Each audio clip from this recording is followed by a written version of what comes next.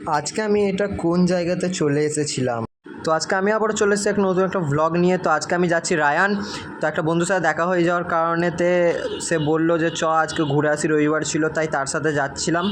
ও গাড়িটা নিজে নিয়ে এসেছিলো, ওর গাড়িতে চেপেই আজকে আমি মানে ভ্লগটা করতে যাচ্ছি রায়ানেতে। তো তোমরা সবাই পুরো ভিডিওটা দেখো, আমরা রায়ানে কী কী মজা করলাম সেটা তোমাদেরকে দেখাবো। রায়ানে একটা জঙ্গল আছে সেটাও তোমাদেরকে আমি দেখাবো। তো এখন আমরা রাস্তাতে আছি। তো এইখান থেকে কিছুটা এগিয়ে যাওয়ার পরই একটা পড়বে, যেটা তোমাদেরকে আমি প্রথমে দেখালাম। তো এটা একটা ক্যানেল, ওই ক্যানেলের নিচে দিয়ে জলটা এমনভাবে পাস করে যে জলটাতে পুরো ফেনা ফেনা হয়ে যায়, তোমরা দেখতেই পাচ্ছ।